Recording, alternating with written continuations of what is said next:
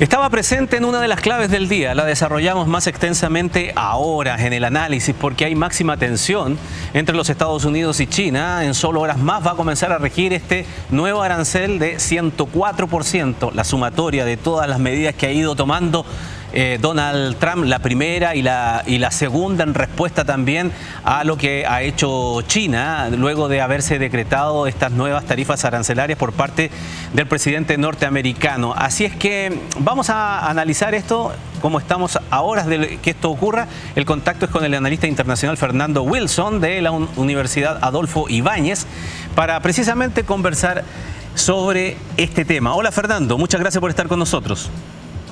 Hola, buenas tardes. Muchas gracias por la invitación. Alguien decía en estas horas que esto parecía un partido de póker, de esos buenos, ¿ah? Tus cartas, la tuya, y yo doblo la apuesta.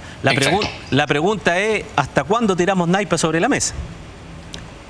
A ver, el problema es que China ya no está dispuesta a adoptar la postura pasiva que tuvo durante la primera fase de esta guerra comercial, esencialmente durante el primer gobierno de Trump. Claramente la posición política de China en este momento y sobre todo la posición económica es menos próspera que en aquellas épocas. Tienen menos resistencia financiera, menos capacidad de contención, y el presidente Xi Jinping se siente desafiado y en la necesidad de responder a dicha condición. Por el otro lado, claramente para Trump la guerra comercial con China siempre ha sido el corazón de su postura proteccionista, ha sido uno de los leitmotivs tanto de su primero como segundo gobierno, como ya mencionábamos, y por lo tanto es una posición bastante compleja en donde ninguno de los dos bandos está dispuesto a ceder. Y tiendo a creer que, al menos desde el lado norteamericano, si hay algunas tarifas o algunas sanciones a las cuales hay un relativo consenso entre republicanos y demócratas, son precisamente con China.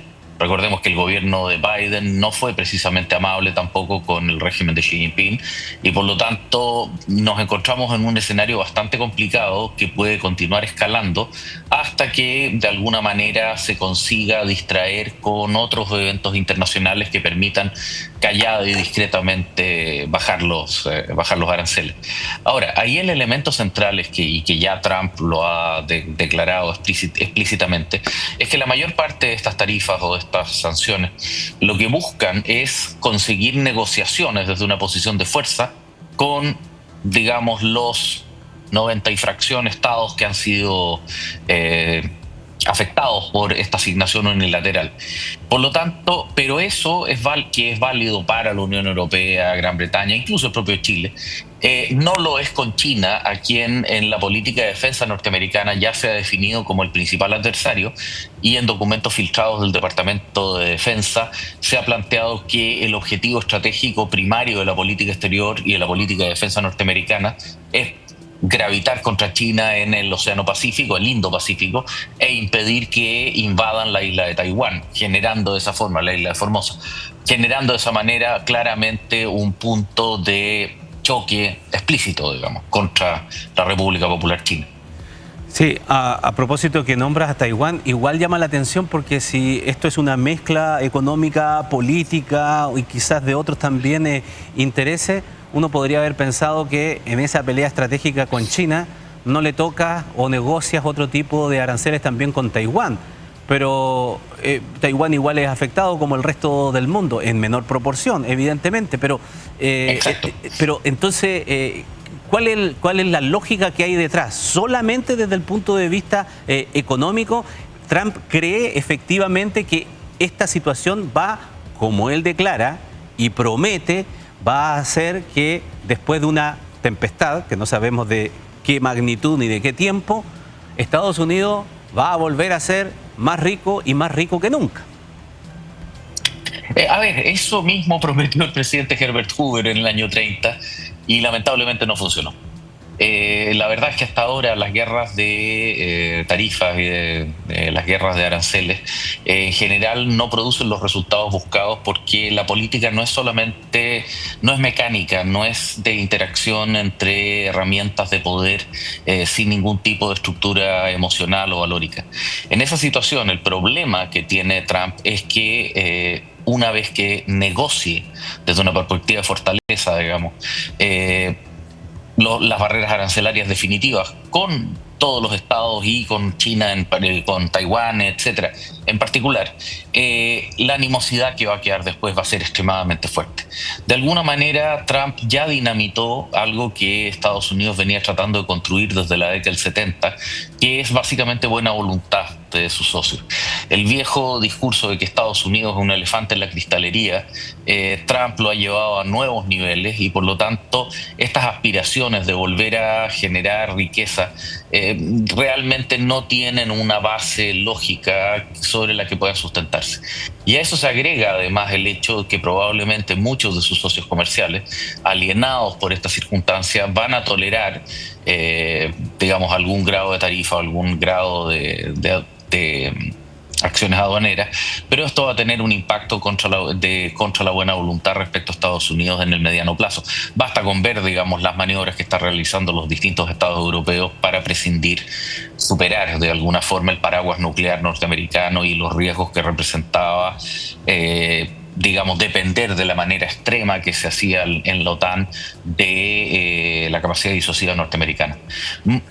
A ver, lo que estamos viendo en esencia es algo muy tradicional en la política norteamericana, que es un neoaislacionismo profundo.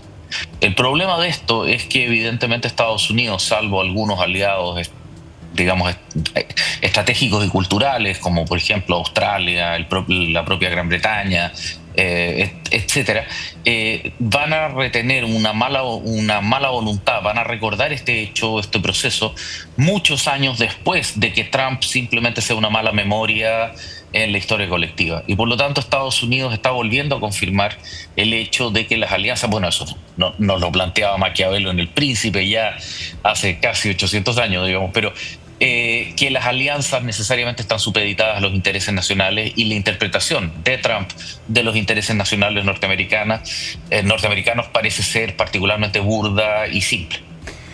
Un minuto me queda, Fernando, para preguntarte algo que todos yo creo también se preguntan, ¿no? Porque a los aranceles con China y al desafío de China, Estados Unidos responde con otros 50 más para llegar a este 104%. Exacto. La pregunta es si acaso es impensable que una nueva respuesta china sea, ok, 50 más nosotros y le colocamos 104 también, o no. A ver, es probable en el sentido que en esta competencia nadie está dispuesto a ceder, nadie va a ser el que pestañee primero. La salida a esto es que haya un foco, una atención internacional en otro aspecto, en otro elemento distinto, y puedan entrar a trabajar los elementos técnicos que finalmente enfríen esta situación y la desactiven. Así ha sido a través de la historia, desde la paz de Westfalia, digamos, así funciona el sistema. Y en el caso particular de los gobiernos de Trump, tienen una velocidad extraordinariamente rápida para ir saltando de crisis en crisis. Por lo tanto, una vez que esto haya quedado superado por una nueva intervención con México y Canadá, que han quedado fuera de esta vuelta de sanciones, o digamos en alguna reacción respecto al tan deseado cese al fuego entre Rusia y Ucrania, o algún evento en Medio Oriente, que la atención se focalice en otro aspecto y reitero que puedan entrar a trabajar los entes técnicos y enfriar toda esta situación.